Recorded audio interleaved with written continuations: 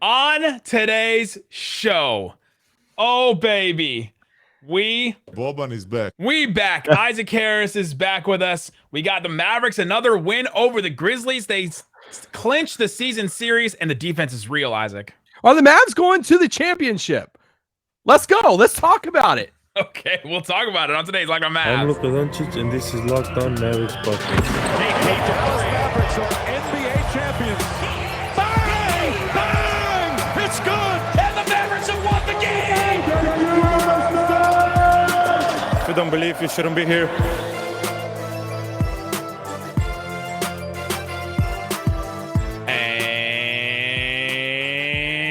And welcome. You are locked on to the Dallas Mavericks. My name is Nick Angstadt, media member and NBA channel manager for the Locked On Podcast Network.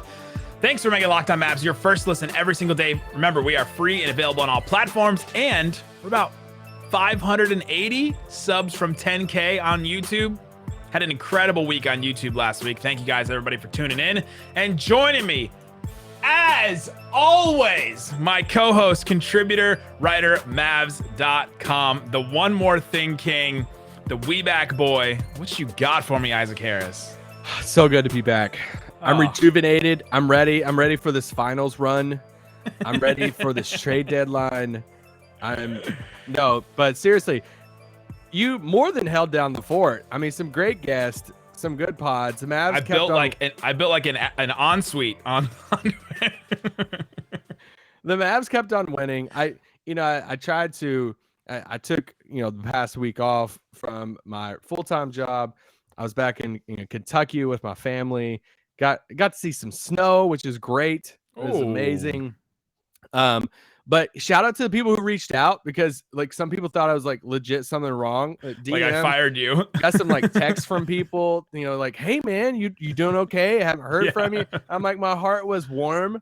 And but no, man, the Mavericks like run right now it's been a fun one, and it's been fun to just like kind of enjoy it with some family, watch a few games, and not like have to really like take notes and watch it from like a working angle. Watching the Suns game the other night, even though they lost that, but I feel like they've turned a corner, and now we're like venturing into this realm now of, well, are they in that group? Like, how are fans like viewing it now? And I got some bigger question I want to throw at you, whether it's on tonight's pod or tomorrow. But big time win against Memphis tonight that I was a little scared about going in, but man, they answered it.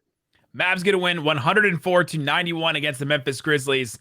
And the Memphis Grizzlies, Ja Morant, Jaren Jackson Jr. were there, but they were without Desmond Bane, Dylan Brooks, Kyle Anderson. Bane, he played down the street, right? And the Mavs absolutely took advantage of it, but the Mavericks get a 3-1 series win against the Grizzlies in the regular season, which is going to be big for the tiebreakers later in the year. The Mavs now have the tiebreakers against the Nuggets and the Grizzlies. Those feel like big ones, right? And the Mavericks still have the opportunity to get it against the Clippers and the Lakers, and there's still opportunity there for them if they're going to need those ones. Maybe they won't. But since I've been out, well, how's the Lakers been? I haven't got to keep up with the Lakers or any of the storylines. Have they been pretty good? How's Westbrook been? Oh, it's a full-on train wreck over there with Westbrook. Full on. But in this game, I think the big thing was the Mavs defense. The Mavs defense is real. And you were talking about how watching this Mavs team over this last stretch, especially if you're just watching as a fan, and I know you listening, have just been watching it and thinking, this Mavs defense, is it real? Is it not real? Last week, at the end of the week, I went through and gave a bunch of defensive numbers about why this team has been good. And this game was sort of indicative of all the things the Mavericks have done. The Mavericks have been able to, they run you off the three-point line. They don't allow a lot of threes. Grizzlies only took 24 in this game, and they only hit 4 of them. So they made them take tough threes.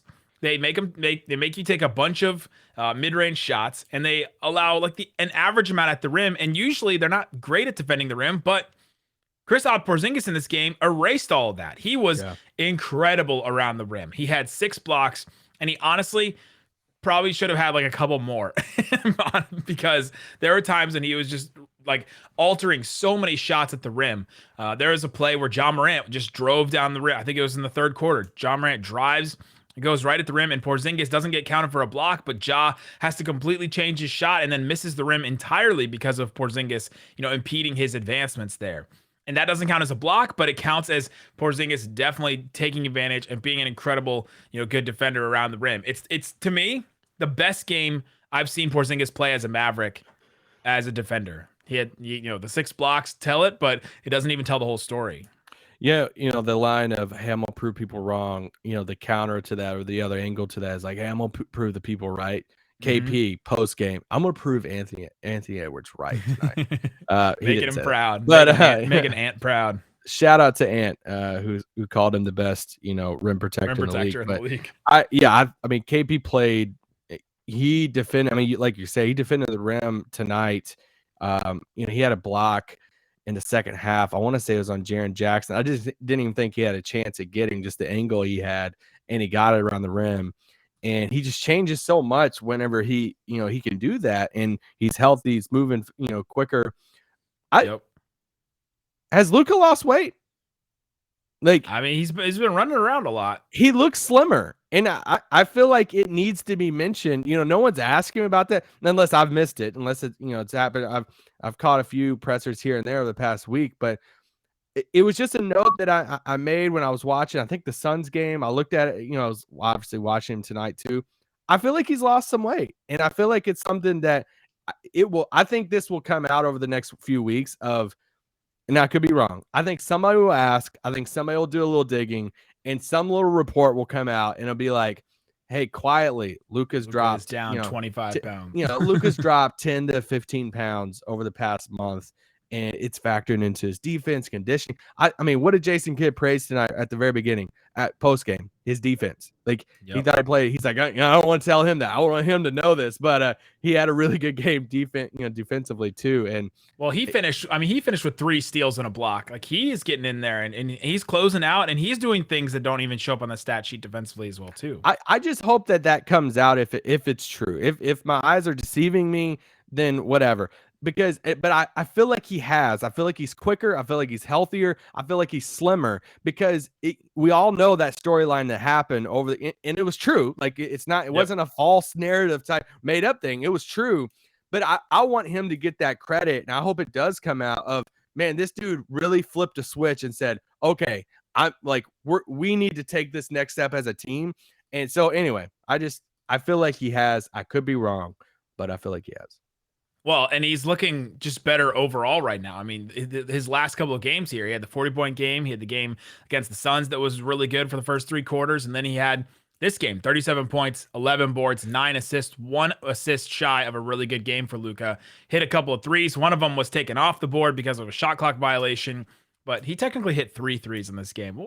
We'll give it to him, right? And the function of making the 3, he needs that for his confidence in his shooting right now. So we'll give it to him. Well, this big game against Memphis, it was on the 14th of January that they beat Memphis by 27. That game he had 27, 10, and 13, a triple-double. He almost had a triple-double tonight at 37 points. Little bit of hey, don't forget about me type of, we're playing Memphis. Oh, you're leading in the All-Star voting?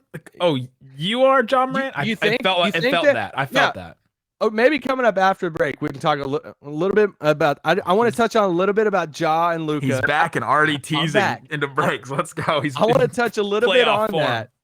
And then we could get back into the game. But I think there was a little bit, I don't think you admit it, but I think there was a little bit of added motivation in this. We'll get into that, but before we do, let me tell you about Truebill. Truebill helps you if you've signed up for a bunch of different subscriptions, like over the holidays. You signed up for all these subscription services because, okay, this family member wants to watch this thing. This family member wants to watch this thing. You're wanting to watch your Mavs. You want to do all this stuff. And you're like, oh, dang, I forgot about all these, or I just can't remember who paid for them or who's in what's account and all that stuff. It's kind of a blur of the holidays. Truebill is the new app that helps you identify and stop paying for subscriptions you don't want, need, or simply forgot about. On average, they help people save up to $720 a year with Truebill. You'll need that money. You can use that money on a John Morant jersey, or you get another jersey, give it to Memphis, and then they'll give you a John Morant jersey and 2 tickets. Right? Did you see that? Truebill Concierge is there to help you to cancel unwanted subscriptions so you don't have to. Don't fall for subscription scams anymore. Start canceling today at truebill.com/LockedOnNBA. Go right now to truebill.com/LockedOnNBA. It could save you thousands of dollars a year. We also want to tell you about our friends at Built Bar. New year, new you, new snacks. That's what you need. Built Bar. They're delicious. How many Built Bars do you eat on your road trip? Oh, a couple. That they also have the coconut brownie in the snack size too. I was checking those out the other day. Built.com. Use the promo code LOCKED15. You can get the coconut brownie chunk, which is our favorite flavor. If you get that flavor and don't like it, then I don't know. I'll buy you the other box. I don't know. Because there's no way you won't like that flavor. They're so good. The churro puff bars are still there as well. You can go check out those. If you like the puffs, those have the marshmallow. And these bars are delicious, but they also are pretty good for you. Go check it out. The coconut brownie chunk, 150 calories, 15 grams of protein, 7 grams of sugar in a bar covered in 100% chocolate. I got one right here. I'm going to eat it after we finish the podcast. They're awesome. Check it out. Built.com. Promo code LOCKED15. All right, Isaac Harris, thanks for making Locked On Mavs your first listen every single day. The NBA trade deadline is Thursday, February 10th. That's coming up, man. Oh, yeah. It's at 3 p.m. or it's at 2 p.m. Central Time. And so the Locked On NBA crew, my crew, will be covering it from all angles from 1 p.m. to 3 p.m. Central Time. Join our anchor, Kim Becker, along with our boy, John Corrales from the Locked On Celtics podcast, and the GOAT, Josh Lloyd from Locked On NBA Fantasy Basketball, who does an incredible job over there. They will be holding it down. If the Mavs make a trade, you will hear from one of us. I will be there producing it, and you'll also hear from NBA veteran Antonio Daniels, get the analysis of every blockbuster move. So subscribe to the Locked On NBA YouTube channel and check back for our NBA trade deadline show. All right, Isaac Harris, let's get into this game. The Mavericks defense was just like smothering from the beginning. Mavericks finished the first quarter 24-16. The Grizzlies only scored the Grizzlies, they scored 16 points in the first quarter, 18 points in the second quarter. Like after that, I mean, can you win games if you're scoring 16 points and 18 points in quarters? I'm just not sure it's even possible, especially with the Mavs, scoring 24 in both of them. Like I don't know if you come back from that, because your offense at that point as a team, if you're the Grizzlies, is just so out of sync, and it's being so smothered. You'd have to go through some kind of crazy 3-point shooting stretch to get yourself out of that hole. Yeah, they were kind of letting Ja do his thing. And it's not to take away anything from Ja, and I'll go on my Luka Ja thing here in a little bit. But Ja had 35 in this game. Didn't hit a 3, but 14 of 31. But I think it was you tweeted out during the game that with them missing those guys, on the team, that they're missing their wing guys, and they still had Jaren Jackson and Ja in this game, but still, like Desmond Bane matters so much on this team. These wings, these Dylan Brooks guys, they just matter so much, and it's almost like they, in a way, I think even Coop asked Luka this after the game of, hey, did you just like let Ja do his thing and then just try to take everyone else out type of thing. Which shout out to Mark Followell, friend of the pod. Get back soon. Be healthy. Big time friend of the pod. He said a lot of nice things about us while you were gone. Heck yeah, Mark's awesome. And so I hope you get to feeling well, Mark. But yeah, man, their defense. I mean, StatMuse had this tweet after the game of the Mavs have held opponents to below 50% shooting in 23 straight games. 23 straight games. Man. Like that's insane. And this is another opponent they held under 100 points tonight. This game you mentioned, so I tweeted out about this Grizzlies team was missing Dylan Brooks, Desmond Bane, and then also Kyle Anderson coming off the bench. Those three wings changed the dynamics and the geography of the Grizzlies offense, really. And so in this game, all the Mavs had to do was take care of that 1-5, 1-4 pick and roll with Ja and Steven Adams, and then Jaren Jackson Jr. kind of doing some stuff here and there. Maxey and Porzingis, I thought, did a really good job on Jaren Jackson. He went 4 of 17 from the field. One of those was a 3 that he hit. And besides Maxey just like popping him in the nose with his elbow and like making him bleed his own blood, they did a really good job defending him and like holding him down without having to throw doubles or do anything like that. And so when they don't have those other wings to be dynamic, to do the things that we've seen Dorian and some of these other wings like Tim Hardaway and Brunson do over this last stretch, is, okay, you get the ball and somebody hard closes out on you. You got to drive and you got to make another pass. You got to, swing the ball to the right player. You got to make those moves. And those guys then tonight, Zaire Williams and Conchar, Conchar, they didn't have that in this game. And so the Mavs, they could just leave those guys alone basically and just worry about that 1-5, 1-4 pick and roll with Ja, Steven Adams. And they were able to defend that really well. Porzingis was able to defend the rim really well, be a really good help defender, because that's where he's best, is if he's coming over and help. Yeah. And I mean, he wouldn't have to defend Steven Adams upright. I mean, he's not going to post up on you very much, so he didn't have to worry about that at all. And that's how the Mavs were able to play some really good defense in this game. And their defense, I thought, won it for them. And then Luka, scoring 37 points and just taking it to him. That was their offense. Luka is so good. He has these games that I feel like we haven't had a ton of them this year. No. Of that, it's just easy. He's just out there having fun, and it feels like, one of those.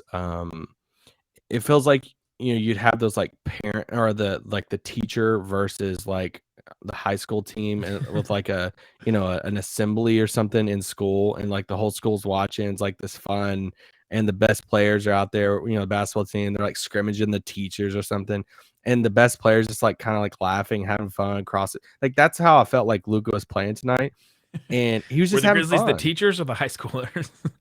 The Grizzlies were the teachers that were like trying, but like the school teachers, not like the teachers of basketball there.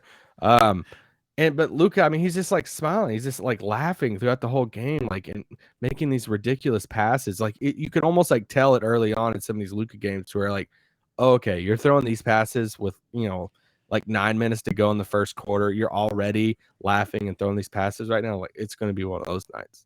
He had some passes tonight that defied the laws of physics. Did it spin? Was it wanted?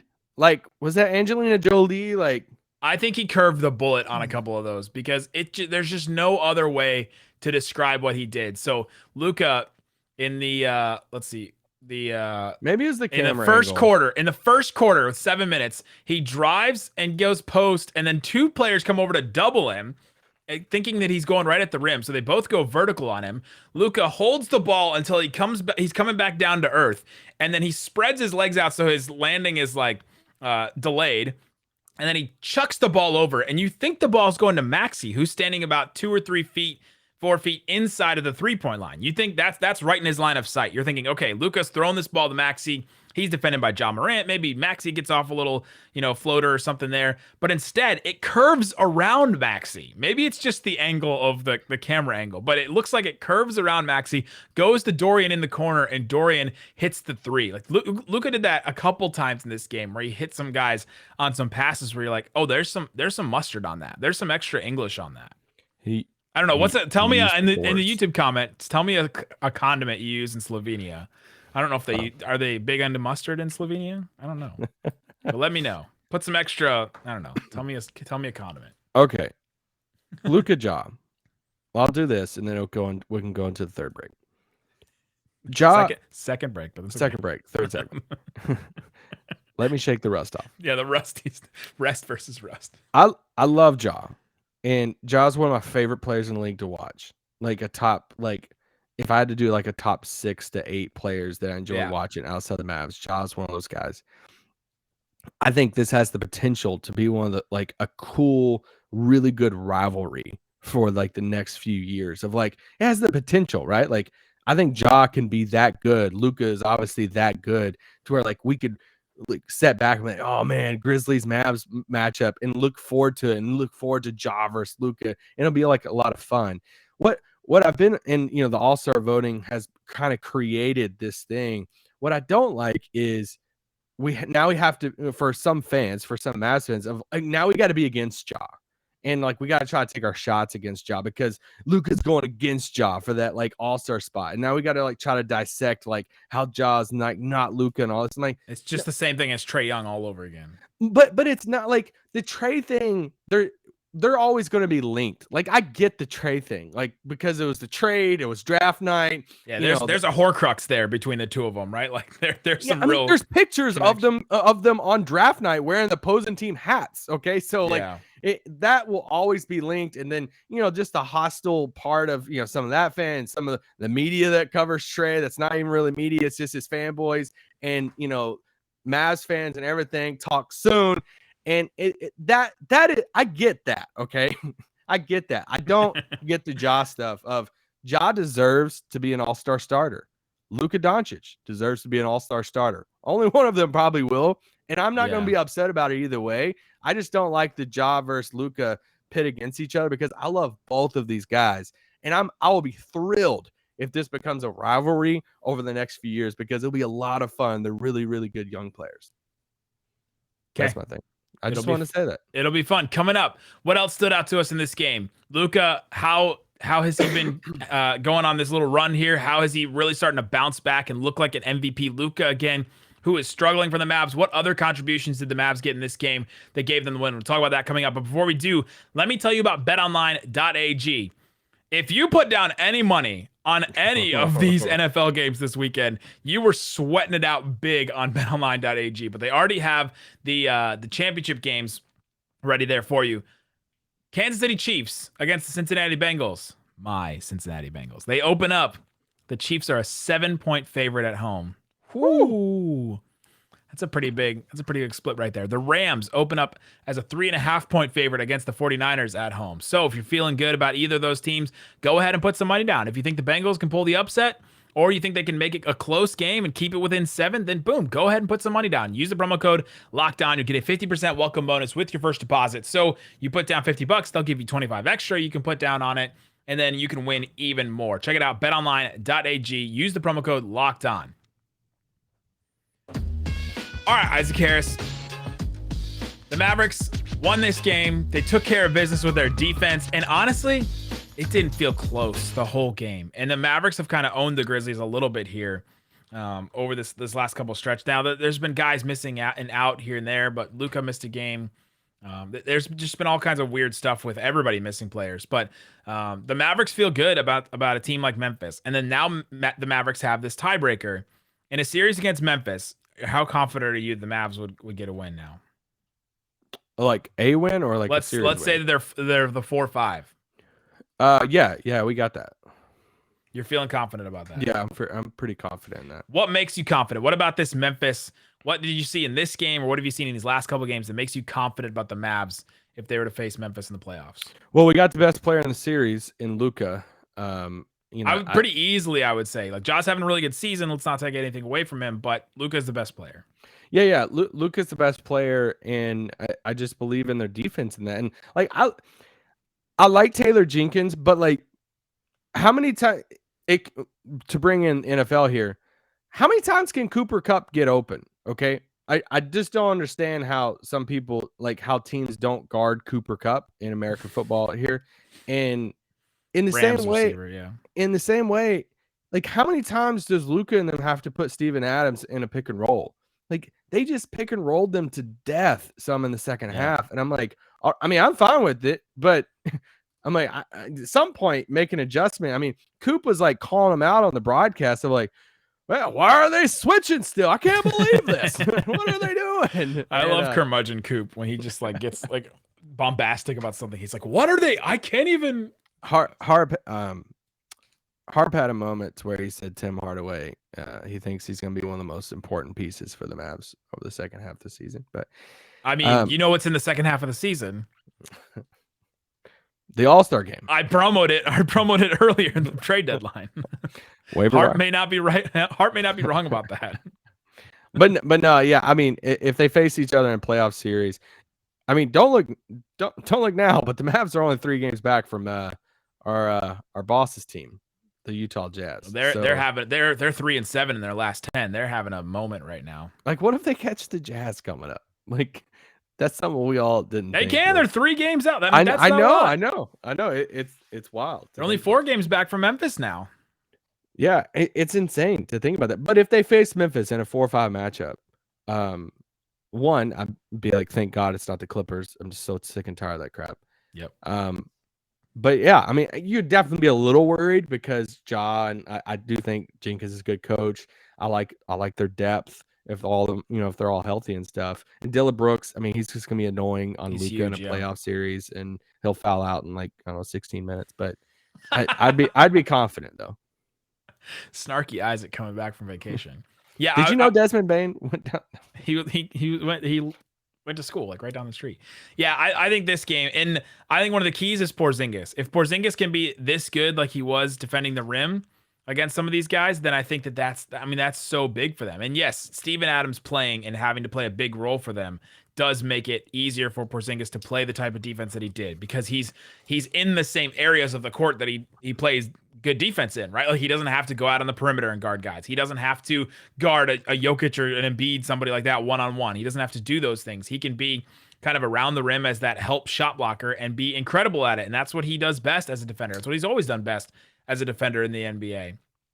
And so if he can just be better than Jaren Jackson Jr., that's just such an advantage for the Mavs. Because then all of a sudden, the Mavs have they win the best player between Luka and Ja, and then you have your second best player, that back and forth between Porzingis and Jaren Jackson. If Porzingis can keep winning that matchup, then all of a sudden it's so hard for Memphis to come out of that and get enough from those wing guys that they were missing tonight to beat the Mavs. Like if Utah and Memphis are fully healthy, I think, and they're sitting there at like the 4 and 5 or whatever they are in the seed. I think you're going to start seeing teams try to angle for Memphis, because I think teams over the Jazz.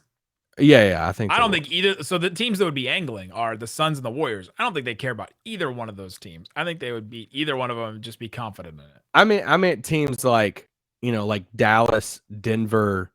The teams like 5, 6, that would be trying to. If one of the Lakers or Clippers like starts to rise, exactly, they'd be trying to angle for Memphis there in like a 4 or 5 or something like that. Because like I get Utah struggles and stuff, but at least Utah's been there. Like we've seen Mitchell drop 50 in a playoff game. Yeah, like if they're full, we've seen Ja drop some points. Yeah, well, yeah, but like they, Utah, they have the experience, they have. Vets and all of that, but I don't know what Utah is going to look like past the deadline either. They could really switch some things up. I don't know. What are they going to do? I mean, well, Jordan Clarkson doesn't have ankles anymore, so. Oh. But going back to their defense, I feel like we said with anything like when. What's the saying of hey, something has to happen so many times or over a certain period of time before you call it like a habit or whatever it is. And it's like, we watched that defense happen there for a few games. Like, okay, they held this opponent to under 100, shooting, play really, man, they're scrappy, whatever. Whatever point you want to draw that line in the sand of saying, all right, that's the point right there to where that's where I'm going to make a conclusion about the team. I think we're past that. I'm comfortable saying I think Dallas is a good defensive team. And because I've said on this pod early on, got to see more, right? Like, got to see more than a week. Give me a couple of weeks. Give me how many ever games. I want to see them through this stretch of games. I mean, their season was defined over those first, those 5 games of the season early on in the season. I don't know who would say that, but I think somebody said that their season was defined then. And so I don't know why we're even playing the rest of the season since it was defined already. But I'm past that point. I don't know what that point was. I can't tell you a game that I said, okay, bam, now I believe they're a really good defensive team. I think I've seen it long enough to say, man, okay, let's do this. Like, they're a really good defensive team. And this coaching staff deserves a lot of credit for that. 18 games since Denver. Since December 4th, they beat Memphis then. 18 games that they've had a defensive rating under 110. They're just like that to me is like, that's the amount of time you need to make it a habit to where we're coming out and the Mavs are coming out and expecting to play that way, expecting to exert that much energy on defense. Luka is coming out expecting to be held accountable by players and by people on his team for not going to an assignment or not closing out hard enough. And I think guys are keeping each other accountable for that. You're hearing a lot of talk on the court defensively, from the backline center, whoever's in there, or from Dorian or from Brunson even, or Luka, just pointing and saying, all right, you go here, you go here. We're all going to make sure we're organized and make sure we're doing what we're supposed to be doing. And yeah, I think that they've made it a habit at this point. The Mavs have the 4th best defense in the NBA. What does it tell you? What does it tell you that they're doing this with a roster that they've had? Like all of these guys, we've heard breaking news here. A lot of these guys have been on this team for a very long time. Years. Okay, I don't know if y'all knew that or not, or if anybody's pointed that out. Who has said that? Some of these guys have been here for a while, but like Dorian, Dwight, KP, Brunson, Luka, Tim, like, I mean, how many of these guys we've seen here for at least, 3 years? They didn't make some sweeping changes over the offseason to where like 2 guys in the starting lineup are, these defensive lockdown dudes that they brought in. And man, so I don't know. I don't even have an answer for this. I'm just saying, what does it tell you, whether it's like a scheme, whether it's a coaching staff, whether it's, hey, you just get the team to buy in. This is what showed. This is a result. If you can get a team to buy in, this same roster that sucked at defense last year at times, now look at them right now. These same players, basically the same rotation, is a really dang good defense. What does that tell you about coaching? I don't know what the answer is. It's just something I've been thinking about. I think some of it does still come down to they added Bullock, they added Brown, they've brought in Josh Green as an actual rotation player, and so there's 3 guys coming off your bench there's 3 guys coming off your bench that are going to be good defenders that are going to help. Frank Ntilikina whenever he plays. But those 3 guys coming off your bench, all of a sudden now you got a tight defensive rotation to where you're not bringing somebody in and it's just a complete defensive liability, right? Like they have very few players on their roster that are just complete defensive liabilities, right? It's probably Tim, Brunson a little bit still, even though he's been a little bit better. Luka's that's the Brunson test of huge. Brunson can play incredible rest of the regular season, past the trade deadline and everything. But I think everybody's just watching, what does the playoffs look like for Brunson? And but that's all. He knows that. He said that to us. He knows it too. Yeah. He said that to us at Media Day after that Clippers series when he was kind of basically played off the floor because he couldn't defend his spot. He said, we got to be better. I got to be better. I will never forget him specifically saying that. And you could just hear that there was like so much. Him looking at us, I feel like your eyes are like piercing. I've been watching a lot of Star Wars recently, and there's a line in A New Hope where Obi-Wan Kenobi goes, back in the Clone Wars. And you're like, he said that in A New Hope back in like 1977. And now you think about all the different like series and shows and things that have been about the Clone Wars since then. That was just one single line that he said in that movie, and it's been made into so much, and there's so much behind it now. And I felt that in Brunson's like, I gotta be better. There's just so much built from him behind that, of like his work in the offseason, his thoughts over after that, series, he's just spent so much time thinking about that and wanting to be better and wanting to not be a liability for this team, that I think that that's the big test for him, and he knows it. Yeah. Everybody else, though, is a solid to good defender. Porzingis was a liability last year and is now not, right? He has completely taken that step. Healthy. Gotten healthy. Here, I'll take a sip out of my new Mavs cup that I snatched today. Jealous. There's nothing in it, but did you know he started the season healthy? First healthy offseason, but he's become a good defensive player. Maxey has always been good. Dorian's always been good. Dwight, I think, has been good in his role now. Kid didn't change his role. like remember, that's a throwback to an old. We're just throwing them all back right now. Does he block shots and keep them in bounds, or? That's a throwback to an old Locked On Mavs bit. But I think Dwight, as a backup big, as an energy guy off the bench, has been, and that's a great role for him. We always said that that's a good role for him. 20 minutes a game right there. 20 minutes a game, come in, jump around, like all that stuff. That's been good. And so I think their rotation is tight, where all of a sudden it's only Tim that's kind of been your liability defensively. And he holds his own every once in a while. It's not like he's he's not Trae Young, but he's not good either, right? Yeah. For talking about the scale. And so I think having that rotation has allowed Jason Kidd to get away with some more stuff, but then they've also just been tight. They've been defending on that end. They've been communicating on that end. It's been the coaching staff has gotten them to that point. And, Sean Sweeney is credited with the defense. So, give him credit. Yeah, and when they played Orlando, I thought it was telling that Jamal Mosley, before the game, I think it was pregame, had a big thing about their defense and how much better, Dallas looked defensively and some things they were doing. And I was like, man, I miss you. Do you ever think Jamal Mosley is like, damn, Why didn't they try? Why didn't they try for me? My one other observation. Why didn't they try for me? For while I was gone is it's like when you break up with somebody and they go and they're like a way better person with the next person, you know, like they get in shape. They like, why didn't you try? Yeah, why didn't you try with me? So you just got an Apple Watch, right? And I did, yeah. You know, when you there's a thing on the Apple Watch where it tells you like to stand up, like if you've been setting for too long. They told me that at the game. I was like, I can't. I'm doing a job. Do you think that Theo Pinson wears this during the game? Because my man, it tells him to sit down. Actually, I Theo love Pinson's this Apple guy. Watch tells him to sit down.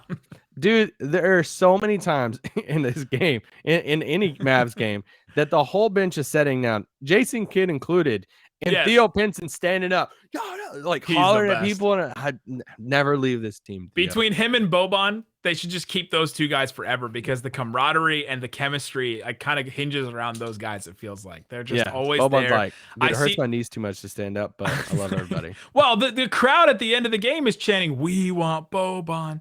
We want Boban," and like between that and just Pinson like high-fiving everybody in the timeout in every single stoppage of play, he's the first guy to meet everybody when they come back to the bench. Like just that kind of stuff I think matters and makes a team kind of believe in themselves in a weird way. Just a guy, slapping you 5.